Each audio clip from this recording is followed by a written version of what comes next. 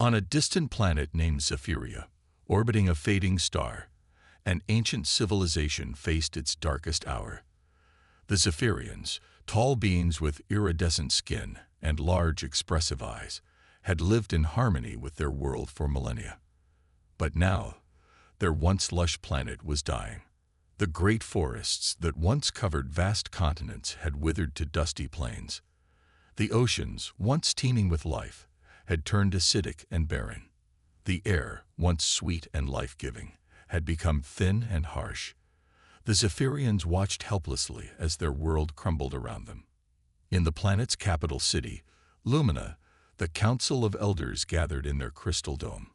The oldest and wisest of the Zephyrians sat in a circle, their faces etched with worry. They had tried everything to save their planet. Advanced recycling, artificial ecosystems, even attempts to stabilize their dying sun. Nothing had worked. Elder Xan, the head of the council, spoke in a voice heavy with sorrow. "My friends, we have exhausted all options. Our science has failed us. Our magic is not enough. We must face the truth. Zephyria is dying, and we cannot save it alone." A murmur of despair rippled through the council. Elder Lyra, known for her optimism, stood up. "But we cannot give up. There must be someone out there who can help us.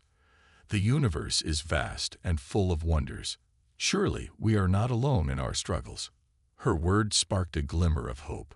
The council debated for hours, weighing their options. Finally, they reached a decision that would change the course of their history. They would send a message into space, a plea for help to any civilization that might hear it. The next day, the entire population of Lumina gathered around the Great Spire, a towering structure that pierced the clouds. At its peak sat the cosmic transmitter, a device capable of sending messages across the vastness of space. As the sun set, painting the sky in hues of purple and red, Elder Xan addressed the crowd. "People of Zephyria, today we take a leap of faith. We will call out to the stars, hoping that someone somewhere will hear our plea and come to our aid." The crowd watched in hushed anticipation as a team of scientists made final adjustments to the transmitter. Children clung to their parents, looking up at the darkening sky with wonder and fear. Would anyone hear them? Would anyone care? Elder Lyra stepped forward, chosen to speak on behalf of their world. Her voice, amplified by the transmitter, rang out clear and strong. "To any who can hear this message, we, the people of Zephyria, send our greetings and our plea. Our world is dying. Our resources are depleted. Our sun is fading. We have done all we can, but it is not enough. If there is any civilization out there with the knowledge and means to help us, we beg for your assistance. We offer our friendship, our knowledge, and our eternal gratitude in return. Please, help us save our home." As the last words faded, the transmitter hummed to life. A beam of pure energy shot into the sky, carrying their message to the stars.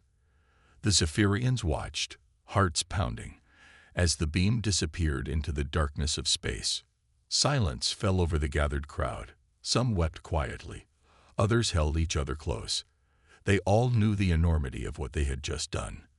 For the first time in their long history, they had reached out to the unknown, admitting their vulnerability and asking for help. Days passed, then weeks. The Zephyrians went about their lives, rationing their dwindling resources, but always with one eye on the sky. Every child's question, every elder's prayer was the same. Will someone come?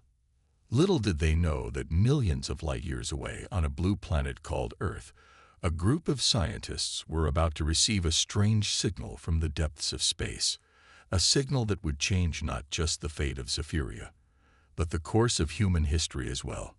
As the first month after the transmission came to an end, a young Zephyrian child pointed to the night sky and asked, "What if they don't come, Mother?"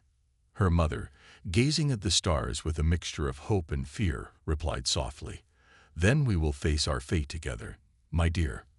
But we must not lose hope. Sometimes, help comes from the most unexpected places.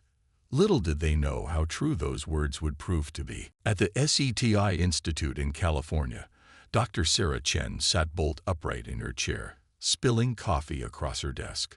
Her eyes were glued to the computer screen, where an unusual signal pattern pulsed steadily. "Tom, get in here now," she shouted to her colleague. Dr. Tom Reeves rushed in, his lab coat flapping. "What is it, Sarah?" I think we've just received a message from an alien civilization," Sarah said, her voice trembling with excitement. The next 48 hours were a whirlwind of activity. As news of the alien message spread, the small SETI facility was suddenly swarming with government officials, military personnel, and curious journalists. Dr. Chen and her team worked tirelessly to decode the message. When they finally succeeded, the gravity of the situation became clear. An alien race was pleading for help to save their dying planet. In Washington, D.C., President Olivia Martinez called an emergency meeting of world leaders. The United Nations Assembly Hall was packed, with tension thick in the air. President Martinez addressed the gathering, her voice steady but tinged with awe. "Ladies and gentlemen, we face a moment unprecedented in human history. An alien civilization has reached out to us, not in threat, but in desperate need. We must decide how to respond." Debates erupted. Some nations advocated for immediate aid, seeing it as humanity's moral duty. Others urged caution, fearing a trap or the dangers of revealing Earth's location to unknown entities. The Chinese representative stood up. "This could be the greatest scientific opportunity of all time. We must seize it." "But at what cost?" the Russian delegate countered. "Can we spare the resources when our own planet faces challenges?" As arguments flew back and forth, a young aide rushed in and whispered urgently to President Martinez. She raised her hand for silence, her face pale. "We've just received word. The alien message has leaked online. The public knows." Outside, the world erupted in chaos. Social media exploded with theories and debates. Religious leaders called emergency sermons. Doomsday preppers stocked up on supplies, while others celebrated in the streets, hailing the dawn of a new era. In New York City, Maria Gonzalez, a high school teacher, tried to calm her agitated students. "This is a moment that will be in history books," she said. "How we respond will define our species." In a small town in India, Raj Patel and his family huddled around their old television. "Do you think they look like us, Papa?" his young daughter asked. Raj smiled, patting her head. "Who knows, Beta? But they need our help, and that makes them not so different from us after all." Back in Washington, after hours of heated debate, a decision was reached. Humanity would respond to the call for help. President Martinez once again stood before the world's media. Camera flashes lit up the room as she began to speak. "People of Earth, today we choose to answer the call from the stars. We will send a mission to aid the alien civilization of Zephyria. This mission represents the best of humanity, our compassion, our curiosity, our indomitable spirit of exploration." She paused, her gaze sweeping the room. "But we need volunteers. This mission will be dangerous, with no guarantee of return. Yet it offers the chance to save an entire world and to forge humanity's first bond with an alien race. Who among us is brave enough to answer this call?" As her words echoed across the globe, millions watched in awe. In living rooms and public squares, in offices and schools, a singular thought began to form in the minds of people everywhere. Could I be the one to go? Dr. Sarah Chen, watching the broadcast from her lab, felt a surge of determination.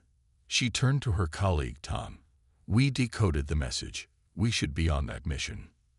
Tom nodded, a mix of fear and excitement in his eyes.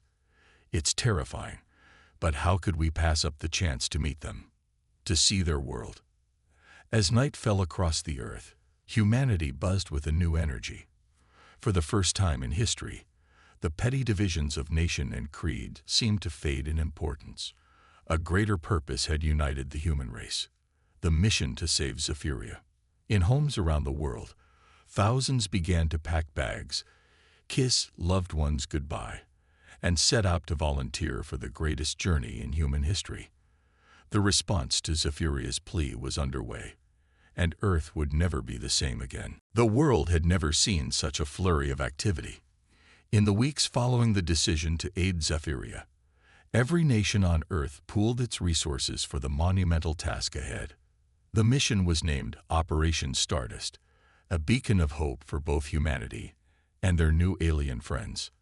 At NASA's Johnson Space Center in Houston, a team of engineers worked around the clock to modify the latest spacecraft prototype, the Odyssey, for deep space travel. The ship's hull was reinforced with new alloys to withstand the rigors of interstellar travel. Solar sails were added to harness the power of starlight, complementing the advanced ion engines.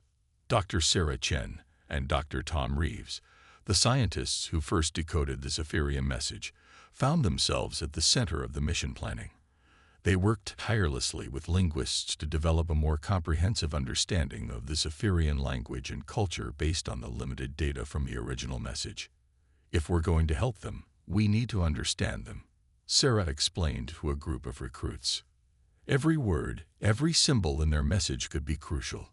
Across the globe, a rigorous selection process was underway to choose the crew for Operation Stardust. Thousands of applicants from diverse backgrounds, scientists, engineers, doctors, and even artists, underwent grueling physical and psychological tests. Among the chosen few was Captain Yuki Tanaka, a decorated pilot with nerves of steel and a heart full of compassion. "I've flown in war zones," she said during her final interview, "but flying to save a civilization, that's a mission I can't turn down." Dr. Jamal Okafor, a brilliant xenobiologist from Nigeria, was selected to lead the scientific team. His expertise in theorizing about potential alien life forms was now going to be put to the ultimate test. "All my life, I've dreamed of this moment," he confessed to his colleagues. To not just study alien life, but to help save it. As the crew trained, the rest of the world mobilized. Factories were repurposed to produce specialized equipment for the mission. Farms developed new strains of plants that could potentially thrive on Zephyria, based on the limited environmental data they had. In a surprising turn of events, longtime rivals in the private space sector, Blue Origin and SpaceX, announced a partnership to support the mission. Their combined expertise in reusable rocket technology would be crucial for sending supplies to the Odyssey as it journeyed through space. As the launch date approached, the crew of Operation Stardust began their final preparations. They underwent intensive physical training, simulating zero-gravity conditions and the potential environments they might encounter on Zephyria. Psychological preparation was equally important. Dr. Emily Rosenberg, the mission psychologist, worked with the crew to prepare them for the isolation and stress of deep space travel. "You'll be the first humans to leave our solar system," she reminded them. "The psychological challenges will be as great as the physical ones." The night before launch, Captain Tanaka gathered the crew for a final briefing. As they stood in a circle, the weight of their mission visible on their faces, she spoke softly but firmly. "Tomorrow, we embark on the greatest journey in human history. We carry with us the hopes of not just one world, but two. The road ahead is long and fraught with unknown dangers. But remember why we're doing this. Remember the faces of those we leave behind, and imagine the faces of those we go to save." She paused, looking each crew member in the eye. "We are the best humanity has to offer. We are explorers, peacekeepers, and now, we are saviors. Whatever challenges we face out there, we face them together." As the crew dispersed to get their final night's rest on Earth, a palpable mix of excitement and trepidation filled the air. In homes around the world, millions watched special news broadcasts about the mission, saying silent prayers for its success. At the launch site, engineers made final checks on the Odyssey.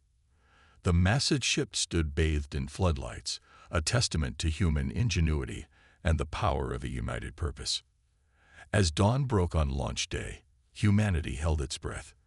The fate of two worlds now rested on the shoulders of a brave few. Operation Stardust was about to begin, and with it, a new chapter in the history of both Earth and Zephyria. The day of the launch dawned clear and bright. At Cape Canaveral, the Odyssey stood tall against the sky, its sleek form gleaming in the morning sun. The air buzzed with tension and excitement as final preparations were made. Inside the ship, Captain Yuki Tanaka ran through the pre-flight checklist one last time. Her hands moved swiftly over the controls, each motion precise and practiced. Beside her, Dr. Sarah Chen double-checked the communication systems, her eyes darting between screens filled with data. "All systems are go," Yuki announced, her voice steady despite the weight of the moment. In the ship's lab, Dr. Jamal Okafor secured the last of his equipment. The seeds of Earth's hardiest plants and samples of its most adaptable microorganisms were safely stored, ready to help rebuild a dying world. As the countdown began, the crew strapped themselves into their seats. Each face was a mask of determination, hiding the mix of fear and excitement beneath. 10, 9, 8. Around the world, billions watched with bated breath. In Times Square, crowds fell silent. In a small village in Kenya, families huddled around a single television. 3, 2, 1. The Odyssey's engines roared to life, a deafening thunder that shook the earth. Slowly at first, then with increasing speed, the ship rose from the launch pad. A trail of fire and smoke marked its ascent, a blazing arrow pointing to the stars. As the ship broke through the atmosphere, the crew felt the familiar push of acceleration. Then suddenly, the sensation of weight vanished. They had done it. They were in space. Captain Tanaka's voice crackled over the ship's intercom. "We have achieved orbit, initiating deep space protocols." For the next few hours, the crew worked tirelessly, checking and rechecking every system. As Earth shrank to a blue marble behind them, the reality of their mission began to sink in. Dr. Tom Reeves floated to a window, his eyes wide with wonder. "It's really happening," he whispered. "We're going to meet aliens." The first few days passed in a blur of activity. The crew adjusted to life in zero gravity, their bodies slowly adapting to the strange new environment.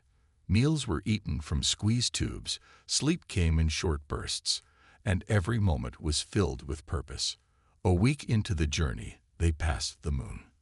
As its cratered surface slid by beneath them, Captain Tanaka gathered the crew for a meeting.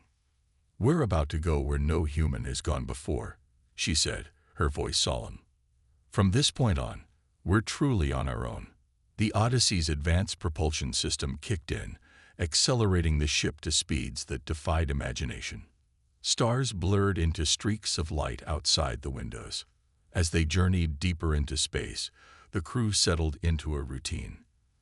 Dr. Okafor spent hours in the lab, studying the data on Zephyria and hypothesizing about what they might find. Dr. Chen and Dr. Reeves worked on refining their translation algorithms, preparing for their eventual meeting with the Zephyrians. But space held dangers they couldn't have imagined. 2 weeks into the journey, alarms blared through the ship. A swarm of micrometeoroids was heading straight for them. "Evasive maneuvers," Captain Tanaka shouted, her hands flying over the controls. The Odyssey twisted and turned, narrowly avoiding the deadly space rocks. But one got through, punching a small hole in the ship's hull. "Breach in Sector 7. Dr. Chen called out, her voice tight with fear. The crew sprang into action.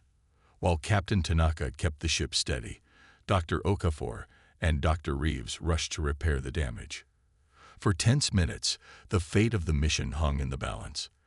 But their training paid off, and soon the breach was sealed.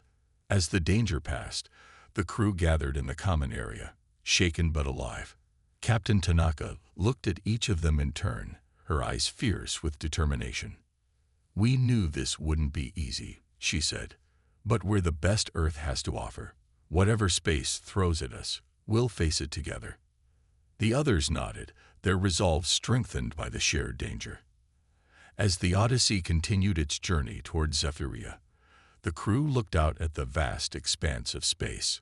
Somewhere out there, an alien civilization was waiting for them, counting on them. Despite the dangers, despite the unknown, they were ready to face whatever challenges lay ahead.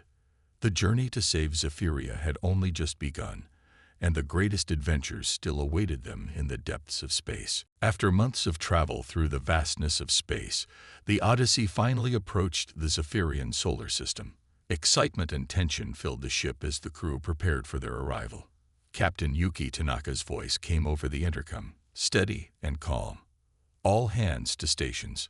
We're entering Zephyrian space." The crew rushed to their positions, hearts pounding with anticipation. Dr. Sarah Chen and Dr. Tom Reeves manned the communication systems, ready to make first contact.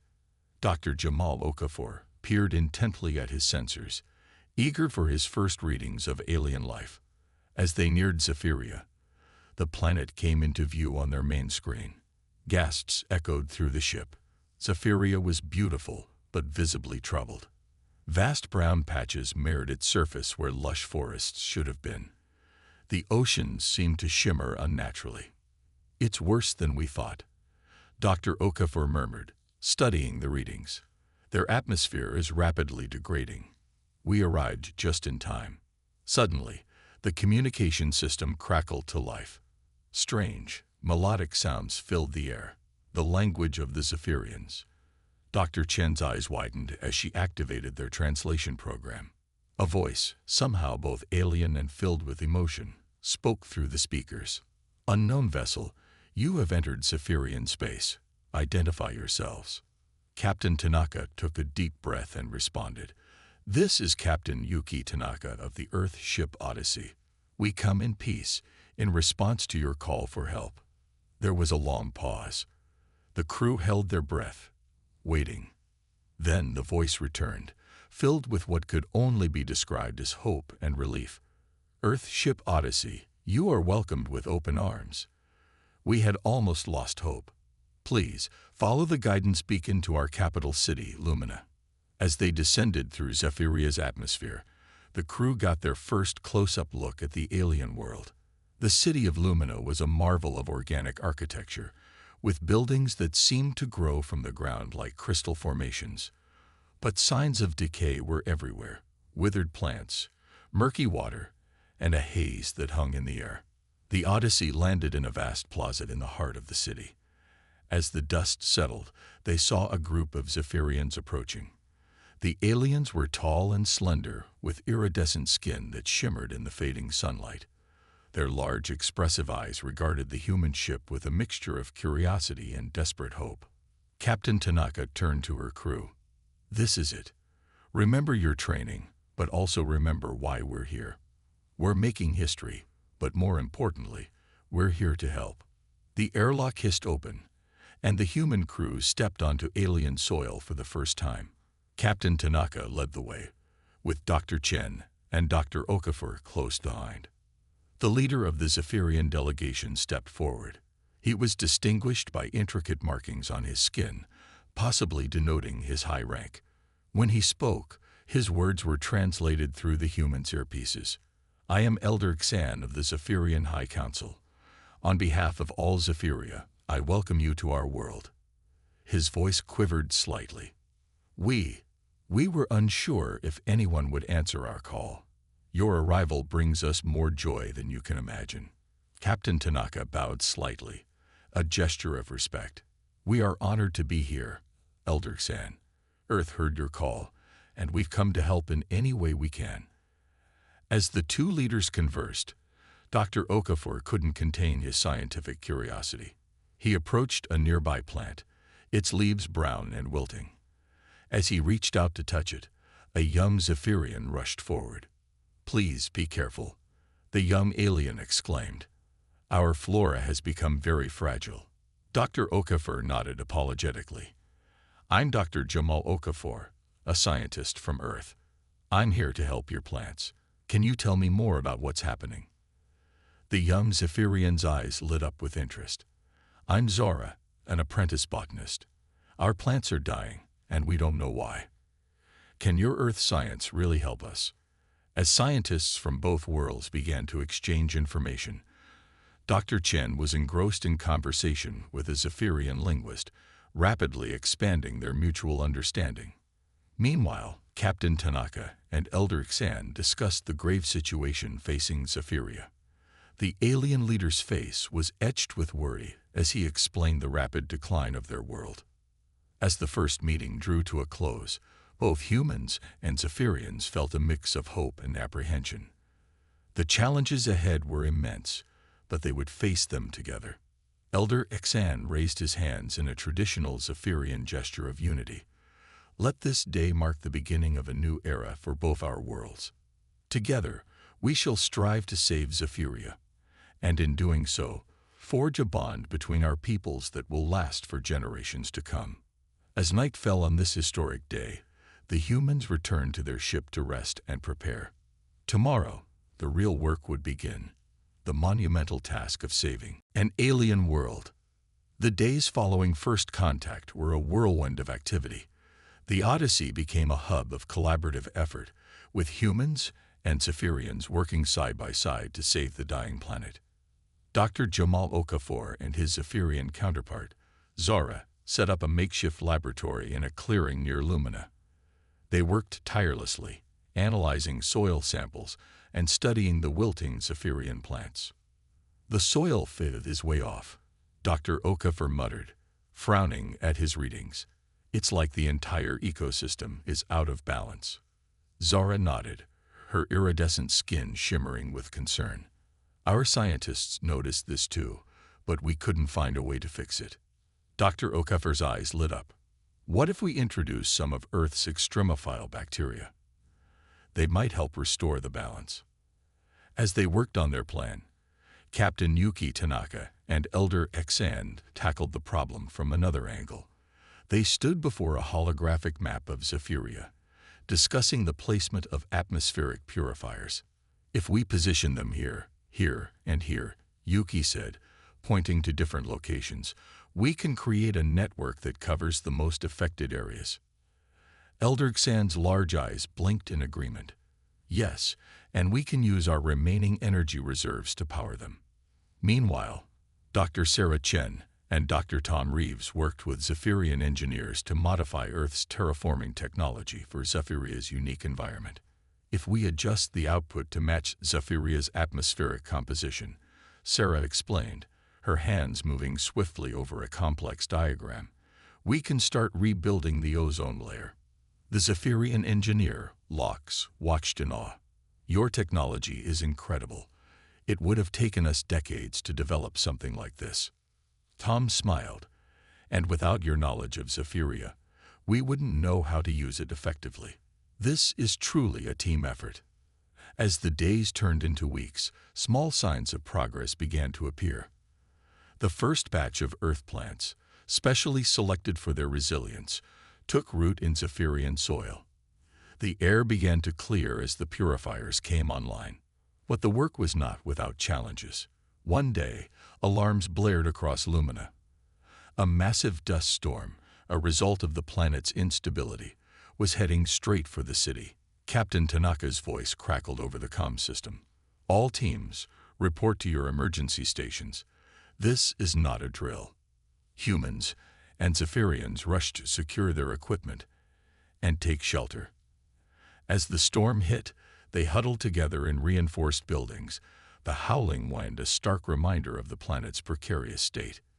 In the main shelter, a young Zephyrian child clung to her mother, fear evident in her large eyes. Dr. Okafor, noticing this, approached them with a gentle smile. "Would you like to see something from Earth?" he asked, pulling out a small pouch from his pocket. The child nodded cautiously. Dr. Okafor opened the pouch, revealing a handful of seeds. "These are sunflower seeds. On Earth, they grow into tall, beautiful flowers that always face the sun. When this storm passes, we'll plant them together. They'll be a symbol of hope for Zephyria." The child's eyes widened with wonder, fear momentarily forgotten. As the storm raged on, humans and Zephyrians found themselves drawing closer, sharing stories of their worlds and finding common ground in their hopes for the future. When the storm finally passed, they emerged to survey the damage. Parts of Lumina were covered in thick dust, and some of the newly planted Earth vegetation had been uprooted. But instead of despair, a renewed sense of determination filled the air. Humans and Zephyrians alike rolled up their sleeves and got to work, clearing debris and replanting. Captain Tanaka stood with Elder Xan, watching the combined efforts of their peoples. "Your people are remarkable," Elder Xan said softly. "You've traveled across the stars to help a civilization you've never met. Why?" Yuki smiled. "Because it's the right thing to do, and because we believe that together we're stronger than we are alone." As the twin sons of Zephyria set on another day of hard work, a small green shoot pushed through the soil where Dr. Okafor and the Zephyrian child had planted a sunflower seed. It was tiny, barely visible, but it was there. A small miracle of life, a symbol of the budding friendship between two worlds, and a promise of hope for Zephyria's future. The battle to save Zephyria was far from over, but with each passing day, the combined efforts of humans and Zephyrians were beginning to turn the tide. In the face of adversity, a new interstellar community was being forged, one that would change the course of both civilizations forever. 1 year had passed since the Odyssey first landed on Zephyria. The planet, once on the brink of collapse, was showing remarkable signs of recovery. The combined efforts of humans and Zephyrians had begun to bear fruit. On this historic day, Captain Yuki Tanaka stood atop a hill overlooking Lumina, accompanied by Elder Xan. The view before them was breathtaking. Where once there was only barren land, now stretched fields of green, dotted with both Earth and Zephyrian plants growing side by side. "I never thought I'd see Zephyria like this again," Elder Xan said, his voice filled with emotion. "You've given us back our world." Yuki smiled, her eyes scanning the horizon. "We did this together, Elder Xan. Our people, working as one." In the distance, they could see Dr. Jamal Okafor and Zara in the experimental farm. They were tending to a new hybrid plant, a cross between earth wheat and a Zephyrian grain. This new crop promised to be hardy enough to withstand Zephyria's changing climate, while providing essential nutrients for both species. Nearby, Dr. Sarah Chen and her team were making final adjustments to the atmospheric regulators. The air was clearer now, the harmful particles that had choked the planet slowly being filtered out. "Final tests are complete," Sarah's voice crackled over the comm. "The ozone layer is stabilizing. Zephyria's atmosphere should be self-sustaining within a decade." A cheer went up from the mixed group of humans and Zephyrians gathered in the plaza below. The sound of celebration echoed across the rejuvenated landscape. As the day progressed, preparations were underway for a grand ceremony. It was time for the Odyssey crew to return to Earth, but this was not a farewell. Instead, it marked the beginning of a new chapter in the relationship between Earth and Zephyria. In the center of Lumina, a magnificent structure had been built. It was a perfect blend of human and Zephyrian architecture, a symbol of their united efforts. This would serve as the first intergalactic embassy, a permanent link between the two worlds. As the twin suns of Zephyria began to set, casting a golden glow over the city, the ceremony began. Humans and Zephyrians gathered together, no longer separated by species but united in their shared accomplishment. Elder Xan stepped forward, his iridescent skin shimmering in the fading light. "A year ago, we sent a desperate plea into the cosmos, hoping against hope that someone would answer. The people of Earth not only heard our call but crossed the vast expanse of space to come to our aid. They have worked tirelessly alongside us, sharing their knowledge, their technology, and their friendship." He turned to Captain Tanaka and her crew. "You came as saviors, but you leave as family. Zephyria will forever be in Earth's debt." Captain Tanaka stepped forward, shaking her head gently. "There is no debt between family, Elder Xan. What we've achieved here goes beyond any single planet or species. We've proven that together, We can overcome any challenge. The bond forged between Earth and Zephyria will light the way for a brighter future for both our worlds." As if on cue, the first stars began to appear in the clearing Zephyrian sky. Among them shone a bright blue dot, Earth, visible from Zephyria for the first time in years. Dr. Tom Reeves, who had been quietly working on a special project, stepped forward. In his hands, he held a small device. "We may be returning to Earth, but we'll always be connected," he said, activating the device. Suddenly, the air was filled with twinkling lights, a holographic representation of a star map showing the route between Earth and Zephyria. With this technology, our communication will be instantaneous. Distance will no longer separate us. As the holographic stars swirled around them, humans and Zephyrians alike were filled with a sense of awe and possibility. They had not only saved a planet, but had opened the door to a new era of intergalactic cooperation. The ceremony concluded with a tradition from both worlds. The humans planted an oak tree, a symbol of strength and endurance, while the Zephyrians performed an ancient ritual to bless the sapling. As they stood around the newly planted tree, its leaves shimmering with an iridescent glow adopted from its new home, all present felt the weight of the moment. This was more than the saving of a planet. It was the birth of a new future, one where the peoples of Earth and Zephyria would face the challenges of the cosmos together. As the Odyssey prepared for its journey home, it carried with it not just the success of its mission, but the promise of a united future among the stars. The story of Earth and Zephyria was just beginning, and the universe watched with bated breath to see what these united civilizations would accomplish next.